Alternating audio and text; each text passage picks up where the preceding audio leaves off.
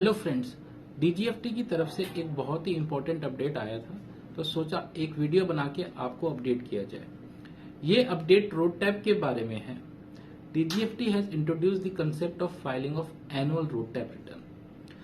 सभी एक्सपोर्टर्स को जो रोड टैप क्लेम कर रहे हैं और क्लेम की वैल्यू मोर देन 1 करोड़ है, तो उन्हें annual road tap return file करनी होगी। तो यहाँ पे क्लेम का मतलब है कि शिपिंग बिल पे अगर आपने उसको क्लेम किया है और उसकी वैल्यू 1 करोड़ से ज्यादा की है, ना कि रोड टैप स्क्रिप्ट उस फाइनेंशियल ईयर में कितने की क्लेम हुई है। तो आपने अगर शिपिंग बिल पे 1 करोड़ से ज्यादा की वैल्यू का रोड टैप पे यस किया है, तो वेदर आपने रोड टैप स्क्रिप्ट जनरेट की है या नहीं, उससे फर्क नहीं पड़ेगा और आपको उसकी रिटर्न सबमिट करनी पड़ेगी। तो जिस फाइनेंशियल ईयर का रोड टैप बेनिफिट है, उसके सब्सिक्वेंट फाइनेंशियल ईयर में बाय 31 मार्च तक ये रिटर्न आपको फाइल करनी होगी। ये return filing process 23-24 onwards applicable है, मीनिंग देयर बाय कि फाइनेंशियल ईयर 23-24 की रिटर्न आपको 31 मार्च 2025 तक फाइल करनी है एंड सिमिलरली 24-25 की रिटर्न आपको मार्च 2026 तक फाइल करनी होगी। इसमें एक ग्रेस पीरियड भी दिया गया है जो कि 3 मंथ्स का है। अगर किसी भी रीजन से आप उसको सबमिट नहीं कर पाते 31 मार्च तक, तो आप 10,000 की कॉम्पोजिशन फीस पे करके उसको सबमिट कर सकते हैं। और अगर 30 जून तक भी नहीं कर पाते, तो आपको उसके बाद 20,000 की फीस पे करनी होगी, कॉम्पोजिशन फी।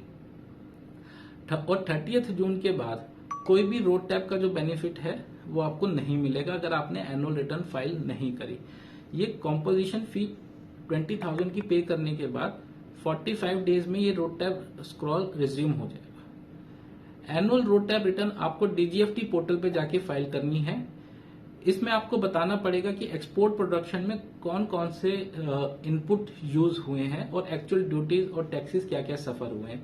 एक्साइज ड्यूटी कितनी सफर हुई है, वैट का क्या कितना सफर हुआ है, इलेक्ट्रिसिटी कंजम्पशन की क्या है, स्टैंप ड्यूटी क्या है। एक बहुत ही डिटेल्ड फॉर्म डीजीएफटी ने निकाला है जो कि अपेंडिक्स 4RR है।